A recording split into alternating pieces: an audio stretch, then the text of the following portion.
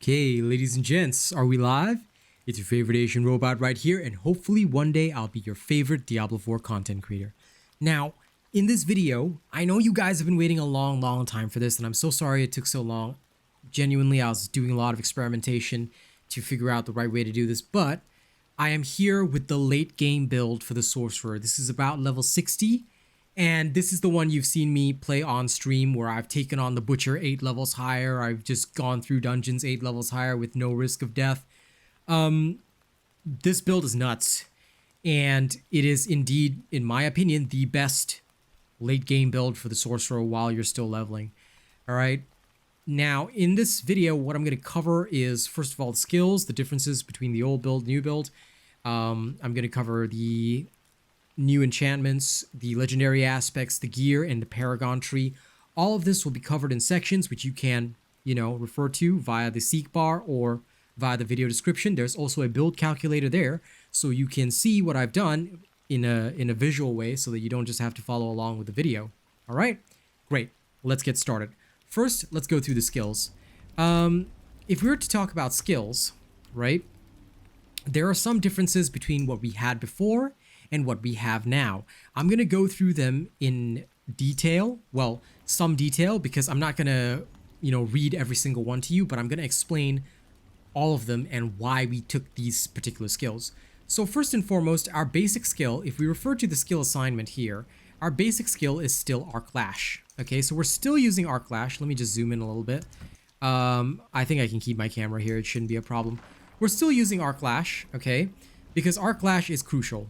This is your bread and butter. Enhanced Arc Lash, Glinting Arc Lash. This way, stun enemies will reduce your cooldowns. Arc Lash, when it critically strikes, will swipe twice. And Arc Lash itself has some of the highest damage that a basic skill has. It deals 59% damage to enemies in front of you. This is... Compare this to any other basic skill, this is huge, alright? Now, you also have to put one rank into Firebolt. Why? Because it's going to be used as your enchantment. I'll explain that later and why we switched off from Fireball, okay? That'll be in the enchantment section. Next, coming down to the core skills, okay? The next thing for you is Static Bolt. Charge Bolts. We have swapped off from Chain Lightning because Chain Lightning is less relevant when you're dealing with single target elites that you have to burst down ASAP, right?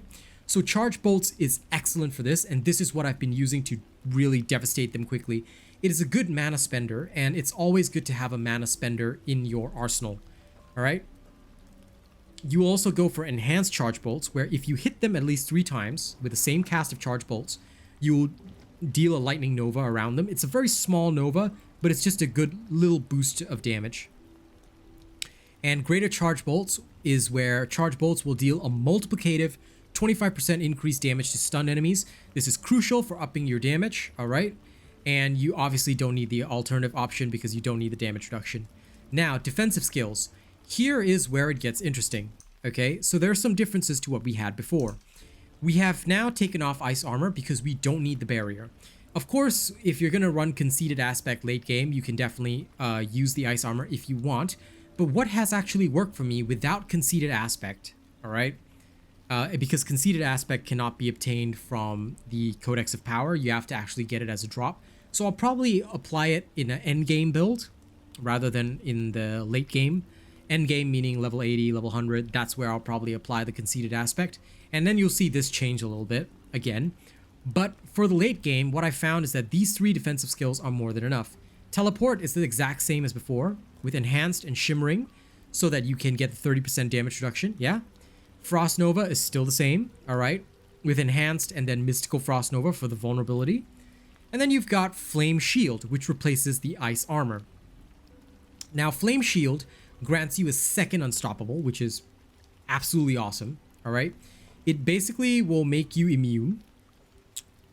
Immune, not just unstoppable, alright? Immune, totally invulnerable for 2 seconds, okay? Enhanced Flame Shield will give you 25% movement speed, not that this matters. But what you really want is the Shimmering Flame Shield. So if you're low on health, you hit this, you heal for 50% of your missing life. So you don't heal all the way, but this gives you a nice little health buffer. Alright, so I've used this plenty of times to just secure an additional heal when I'm low on health fighting the Butcher. This helps so much. And the fun fact is that this also deals damage, which is hilarious, all right? So yeah, there's your flame shield. Now, of course, like I said, ice armor is great if you're going to apply conceited aspect, but this gives you a little bit of, random extra healing, and also invulnerability is pretty awesome, not gonna lie. All right. Okay, coming down to this node, all right, once again, there have been some changes, okay? We still have the 3 points in precision magic, which I think is really, really important to have, because higher lucky hit chance is awesome, and I will explain lucky hits in a separate video. I know I've been promising that, but I want to get my builds done first, and then I'll do a video on lucky hits, which I did promise, yeah? And then you also want the passives align the elements, 2 into mana shield, and 3 ranks into protection. Now, why like this? Why this? Okay. Because you're going to be spending mana consistently with this build, regardless. Every time you spend 100 mana, you will gain 10% damage reduction for 5 seconds. This can actually help in longer fights because when you're fighting bosses or whatever, you will regenerate more than 100 mana, and having that extra damage reduction can really help. This was what secured my win against the Butcher several times, and it is just useful in general. Some people don't think it is, but I do think it is. All right, so you can use it, but if you don't find it useful for you, change it for something else. Choice is yours, but this is what I'm using. Protection is also at 3, and align the elements is only at 1, because the Paragon tree covers a lot of damage reduction, so I find that against the elites, I don't really need this very much. It's just to unlock the rest of this. These two, however, are very helpful. Okay, coming down again, we have the ball lightning. Okay, you put a point in here because you're going to use this as an enchantment, and you want the enhanced ball lightning and the wizard's ball lightning. Why? Because you are going to increase your attack speed bonus with this build as much as possible. You need that so that your arc lash is as useful as possible. And ball lightning's damage rate, all right, when you use it as an enchantment, is enhanced by 200% of your attack speed, which means a lot more damage over time. This is far more useful than putting ranks into ball lightning, because putting ranks into ball lightning barely increases its damage. Or rather, it's not that significant. So using it as an enchantment, it's a great supplement to have enhanced ball lightning instead. All right, then you've got wizard's ball lightning, so that if an enemy is hit at least 4 times by a cast of ball lightning, a crackling energy is formed. This can only happen once per cast, but it's useful. Are people talking to each other in the background? Okay, I'm gonna run away. Okay, there we go. Okay, jokes aside, passive-wise, you'll also want the static discharge at 3. Why? Because crackling energy is gonna help you later on with this key passive. So you want this at 3. Shocking impact is at 3, and I happen to have 2 ranks from an item skill. This greatly boosts your stuff because every time you stun an enemy, you deal extra lightning damage to them, and you can stun enemies pretty frequently. This is very helpful against elites, not as helpful against bosses. So you don't have to, like, if you've got something better to invest in, you don't have to invest in this, and you'll still output fantastic damage, FYI. But I just felt that this was useful, and that's why I'm using it. If you really don't like it, just saying, right, you could just take all the ranks off this and just chuck it into ball lightning or something. It would still work just as efficiently, but I like to use it. It seems useful to me, but, that's me. All right. Another change is to the ultimate skill. Instead of just using unstable currents bare bones, we're using unstable currents together with prime unstable currents and supreme unstable currents. Because this way you will get more crackling energy pulses, which helps later on with the Paragon tree. And also you gain, it doesn't consume the charges while this is happening, giving you even more fantastic AoE damage and just constant DPS while unstable currents is on. And because of all the cooldown reductions in this build, you can literally spam your unstable currents on pretty much any elite fight, which again you would have seen me do on stream. Coursing currents is 3 out of 3, obviously. Electrocution, 3 out of 3. All right. Because this gives you such good damage reduction. And convulsions is also 3 out of 3. Why? Because shock skills will have a 9% chance to stun enemies for 3 seconds on a lucky hit. And again, I'll make a separate video on lucky hits. Okay. All right. Now, when it comes to the key passive, we've made one change here. However, you can also adjust this as needed. Okay, as needed. But I found that instead of Veer's Mastery, because I already have so much damage reduction in this build, I would use Veer's Mastery only if I was going far, far beyond my level, all right? And I really, really wanted the damage reduction. Because here, the key to Veer's Mastery is the 20% less damage whenever you hit them with a shock skill. But in order to up my DPS in the short term, and also improve my AoE potential, what I've done is I've gone for overflowing energy instead. Why? Crackling energy will hit one additional enemy, and every time it hits an enemy, your shock skill cooldowns are reduced by 0.1 seconds, and this is increased to a quarter of a second, 0.25 seconds, against elites. This can help you get your unstable currents back up and running even faster. So don't sleep on this overflowing energy, because this is what lets you then spam unstable currents. Okay, so this has been crucial to my build, and it is, again, what has helped me survive so often in big fights, because I always have my unstable currents off cooldown. It's so good. All right, so that's what I've got for now in terms of the skill tree. Now I'm gonna go to the skill assignment. Why? Because I need to explain the enchantments. All right, I know that was a long section of the video. I hope you guys didn't mind too much, but I figure a thorough explanation of the skills is important before we move on to the enchantments and all the rest of the stuff.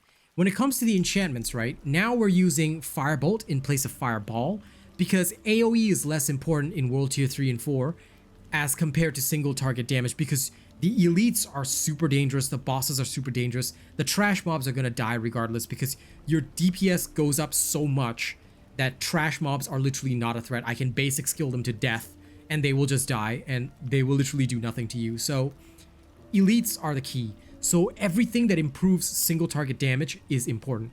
Basically, by using Firebolt as your enchantment, direct damage from skills applies an additional burning damage over 8 seconds. This doesn't, like, the burning damage is not really relevant because it's not the actual damage you want. And this will gel later on into the Paragon tree, but this will help you always set your enemies on fire, and burning enemies then deal reduced damage to you and also take more damage from you thanks to the Paragon tree. And the Flame Feeder glyph. This is so crucial and can really up your DPS. Don't sleep on this. This is important. Okay, Ball Lightning. Ball Lightning is your second enchantment. Why? Because, okay, this is another lucky hit thing, but thanks to all of our ways of improving lucky hits, right? And again, I'll do a separate video explaining lucky hits, but critical strikes have a 25% chance to spawn a static ball lightning whenever, you know, you also hit a lucky hit. So first of all, your hit has to be lucky, and then after that, your critical strike will then have a 25% chance if it's a lucky hit critical strike. All right, so 2 layers there. Again, this will be explained in a separate video. Okay, so but when you actually use it in the field, it will trigger so often that it's hilarious, and it'll just be zapping everybody. This has been another huge increase to my DPS overall. So that is basically what I've got, and it is absolutely devastating. All right. Okay, that is pretty much set in stone. Now that the enchantments have been covered, let's go over the next section, which is to say, I'm going to cover the Paragon tree. Okay, are you guys ready? Let's have a look at this. Paragon tree wise, okay, I'm going to zoom in the whole thing, and now this is the time where I'm going to remove my cam. Okay, we're going to go through this bare bones. In terms of the Paragon tree, as you guys know from a Paragon video, if you need that, you can check it out. But basically, you need to capture certain nodes on the skill board, and then finally capture a glyph node, insert your glyph, move on, get more boards. The first basic board is simple enough. You want to go up the right-hand side, grab your Elementalist, because it gives you 20% non-physical damage, bada bing, bada boom. Grab all this stuff, except for this one, you don't need the extra maximum life. You can grab it if you want, but I didn't. All right, because the extra 2% is not going to help me, since this is not an overpower build, okay? And then I went up here to center, got my glyph, I put in Flame Feeder, okay? But you can either put in Control or Flame Feeder. These are your first 2 glyphs, and the reason why you want them, and let me explain them both right now. Flame Feeder, whenever you capture a dexterity node, and for every 5 dexterity purchased within range, you will deal 3.2% increased damage to burning targets. And remember, Firebolt sets everybody on fire now, no matter what skill you're using. So they will always be burning. And here's the kicker. once you get the additional bonus, you deal 10% multiplicative increased direct damage to any burning enemies. This turns your damage up to 11. So, you know, there is no reason not to use this.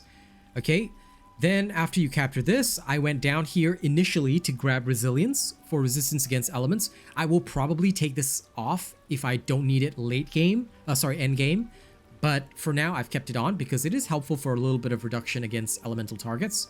Unfortunately, we don't have an armor node here. I would have preferred armor, but that's okay. Doesn't matter. Then I went up the left-hand side again for non-physical damage. Okay, I've captured all the damage-related nodes. Once this is maxed out, once I've maxed out Flame Feeder or Control, either way, it doesn't matter, I'll capture some more dexterity-based nodes around here, all right, to max out my bonuses. But other than that, you know, this is pretty much it and what the starting Paragon board will look like. After that, I grabbed the Burning Instinct Paragon board. All right, I have my glyph socket rotated near to the gate because I wanted to put the second glyph in, which is Control. Control is so good because for every 5 dexterity purchased within range, you deal 7.7 increased damage to crowd control targets. Guess what? You crowd control targets so easily with this build because why? You can literally freeze them. All right, apply stuns to them. You have such a variety of crowd controls at your disposal. And let's be honest, you stun targets so easily, right?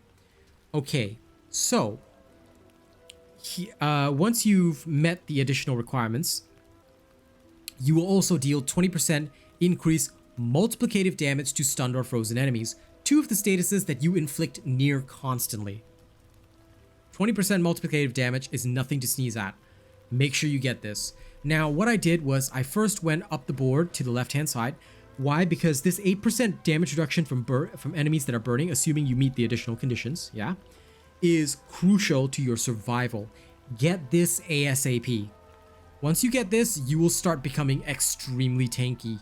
All right, and there's more damage reduction here and here and here. So the total amount of damage reduction that you actually get from all this is about 14%, which again is ridiculous because you will always be setting targets on fire. Okay, don't sleep on these.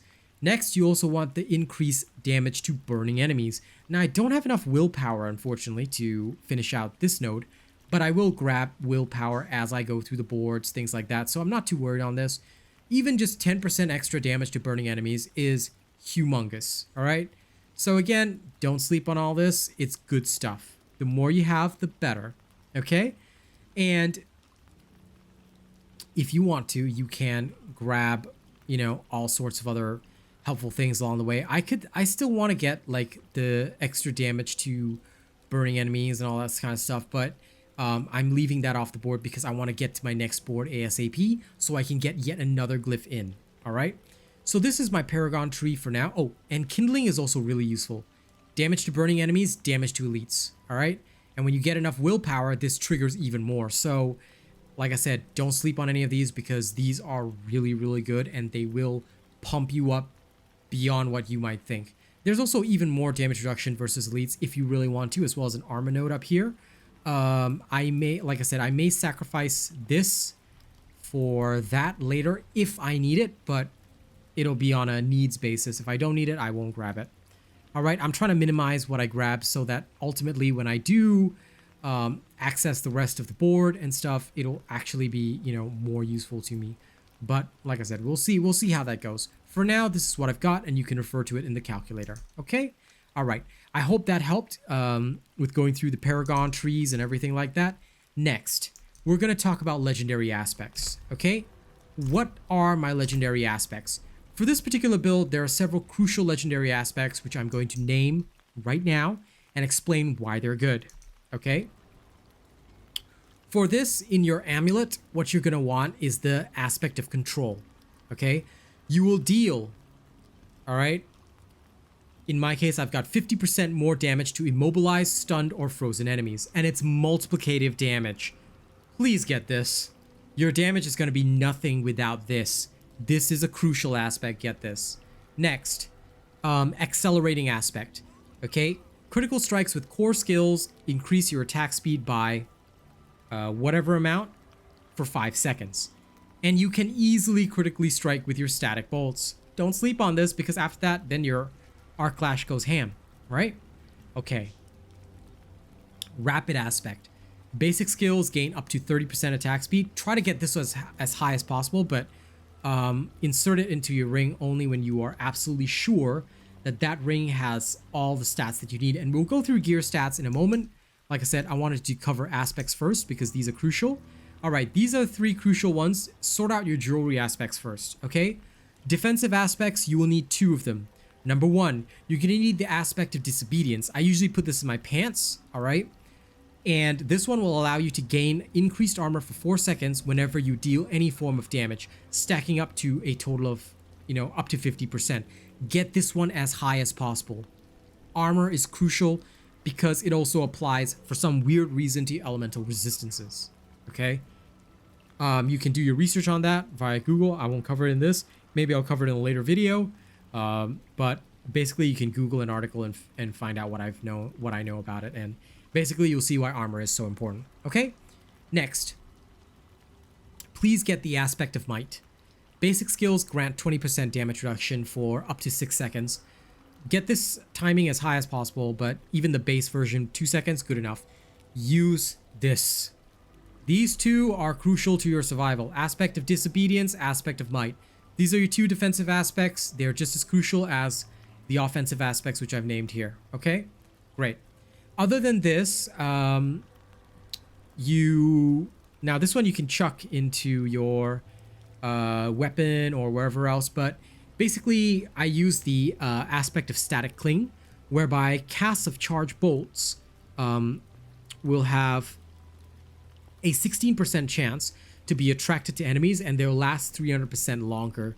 So this can be pretty useful, but I mean, it's not necessary. It's just what I use. Okay, so yeah, these are the most crucial aspects. The rest you can play around with. None of them are super key, but there is one that you should aim to get. It's called the stable aspect. Till now, I still don't have that. But basically, when this is not in use, unstable currency is not in use, you have a small percentage chance of still triggering its effect. So you just get a random lightning skill. So stable aspect is crucial for end game, but in late game it's not important. Like, so if you don't have it yet, or if you do get it, save it in your aspects, and then later on when you've got your end game build, you're fully settled, that's when you'll probably want to have that. Okay, now that we've covered the legendary aspects, we're gonna get into gear. Okay, gear is a whole nother animal that you guys are gonna have to tackle. And again, my deepest apologies. This is gonna be, like I said, this video is gonna be long, but it's detailed for a reason. Okay, let's talk about gear. Some people like to use the two-handed staff. I say they are wrong. Why? Because the legendary wand improves lucky hit chance, which is crucial for the sorcerer. And also the Edge Master's Jade Relic, the Focus, all right? I don't know why I was reading out its name. The Focus comes with cooldown reduction. Again, absolutely crucial for a sorcerer. And you can even get one of the affixes to be cooldown reduction, so you can get even more cooldown reduction on top of that. So for your weapons, I go for Wand and Focus, all right? Crucial stats, DPS must be as high as possible. Prioritize the damage per second over all other things. Get that as high as possible. Then, what other affixes do you want? Choose affixes that work with what you're doing. Damage to close enemies is absolutely excellent because this Lightning Sorcerer is not a ranged damage dealer. You are practically a melee damage dealer, all right? Just with a teleport. So, close enemies, critical strike damage, very crucial, okay? These two, I would say, are standard for almost all this. Other than that, just get what you can, all right? Because it's not like this is ancestral gear, so you're not going for god rolls just yet. Once you're in World Tier 4 and getting ancestral gear, okay, that's when you really need to start worrying about it. All right, but for the time being, I just go for whatever will up my damage as much as possible. As much critical strike damage as I can, okay? And, of course, any other modifiers like crowd control targets, all that kind of stuff. All of it really helps. Close damage, close targets, all that kind of stuff. Yeah? Okay. That's weapons covered. For your rings, standard. Critical strike chance. Now, you may think, wait a second, but the Lightning Sword already has, like, practically guaranteed critical strike chances. Yes. I'm aware of that, but dear sweet lord, is having more critical strike chance a bad thing? I don't think so. So please make sure you up your critical strike chance as much as possible. It would be very, very helpful to you. Okay? So that's something else that you will want to have, because if you don't, you're gonna have a bad time. Okay? So critical strike chance is the primary stat on both rings. And then after that, you take what you can get. Stunned enemies, critical strike damage is a huge priority, but you just take what you can get. Critical strike chance is your main stat, the rest, take what you can get. Okay? Great. For your amulet, cooldown reduction is the primary stat. Okay? Then the rest is take what you can get. Ideally, if you could reduce your mana costs as well as having cooldown reduction, these are the two best stats for an amulet. Okay? It's pretty standard across all the classes, but yeah. Cooldown reduction is your priority, get that first. Then the rest is take what you can get. Okay, now for the armor. For the helmet, standard. Cooldown reduction, basic attack speed, rest is take what you can get. Okay, for my personal preference, this is pretty much standard across all characters as well. There are very few characters that won't benefit from the increased attack speed and cooldown reduction. So pretty much helmets across the board use cooldown reduction, basic attack speed. That's it. And then you can now this has thorns in it, but this is going to be removed. Please put rubies into your armor. Okay, I'll go through gems in a second, but please put rubies into your armor. Okay. All right. For the chest piece, I usually go for damage reduction in whatever form I can take it.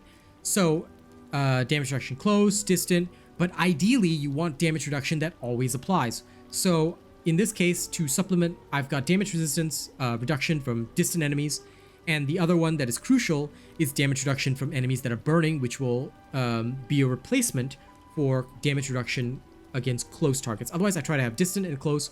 That covers everything, and the rest is just take what you can get, as always. All right? If you can, maximum life. Maximum life is great because it'll just help you survive. You don't really need to worry about damage, but if you get some extra damage here, it's not a big deal, okay? But the most crucial thing is damage reductions. Gloves. Critical strike chance as high as possible, please. Then attack speed. Okay? That's pretty much it. The rest, as I always say, take what you can get. Okay? For the pants, same as the chest.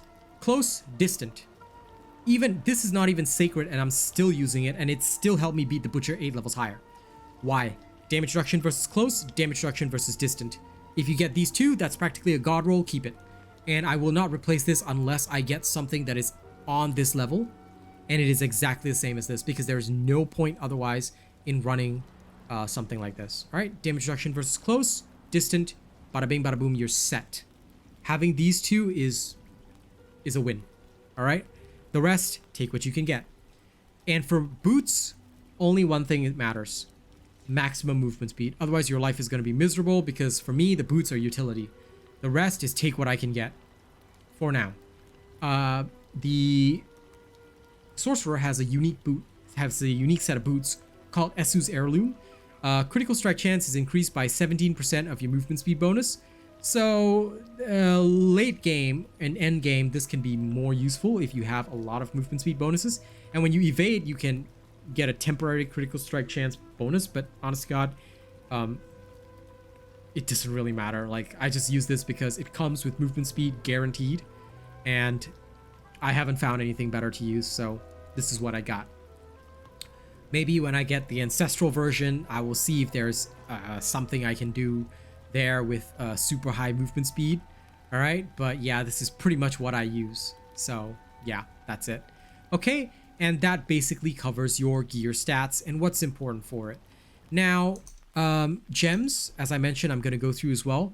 For your armor pieces, you don't have to socket if you don't want to. As you can see, I'm not using any sockets, but ideally, if you can, socket everything with rubies. Rubies out the wazoo. Life is your most crucial currency. So socket everything with rubies and you're good to go. For your weapons, please socket everything with the sapphires. Critical strike damage to crowd controlled enemies. Okay, this is the most useful because you can easily crowd control any enemy. You can also use the emeralds, critical strike damage to vulnerable enemies. All right, because you can make an enemy crowd control or vulnerable on demand with your Frost Nova. So realistically speaking, either or gems, use them. For your jewelry, okay, because the mage, the sorcerer is intelligence based, you're gonna have a lot of intelligence. So your resistance to elements will naturally be high. So you don't need to put in diamonds here. I would usually go 2 skulls, 1 diamond. But if you want even more armor, you can just throw in 3 skulls if you want, and you'll be perfectly fine with that. It'll feed into your aspect of disobedience anyway. So if you decide to use skulls, that's perfectly acceptable. If you decide to use 2 skulls, 1 diamond, that's perfectly acceptable, but minimum is 2 skulls, okay? So yeah, that is it for the gems. And now, again, like I said, sorry for the really long ass video. Now I'm going to actually go in and show you the playstyle of this build by going to a nightmare dungeon that is quite literally, okay, quite literally 7 levels higher. Are you ready? Okay? I hope you are, because this is going to be absolutely insane. And I look forward to showing you this build. But before we go on, all right, as always, I have to do a quick thank you for all the channel members that have made these videos possible. All right, thank you so much to the following individuals, and thank you to all of my donators, supporters, and all the people watching stream with the sound on. You guys have been absolutely amazing. I have seen you guys supporting me constantly, and it has been a dream. So thank you guys so much for that. Okay, let's start right at the top. Death Donnie 982 at Plus Ultra, Jerry Fast, Rogue Assassin, Ole Mr. Green Buff, and Zach MG at Prestige. Thank you guys so much. These guys have been my longest channel members. In terms of our honored robots, we have Corey Ryu, Devin Lashin, Mookie Mocha, Rena, the Mighty Zeno, Chase Taylor, Scuddy, Nathan Strong, Sabingu, AKJ, Lady Neo, Joey Dance, A Ripley, Darverse, Che D12, I'm Peeps, Syed Assad, Tuan Nguyen, Coda CMF, Kami SMH, Conrad C, Nate the Great, and Benjamin Savage. Thank you guys so much. Thank you to all of our cool and weird bots as well. And I hope you enjoy the combat showcase. Once again, apologies for the long video, but enjoy the action. Okay, what up ladies and gents? We are currently in a tier 15 nightmare dungeon. Okay,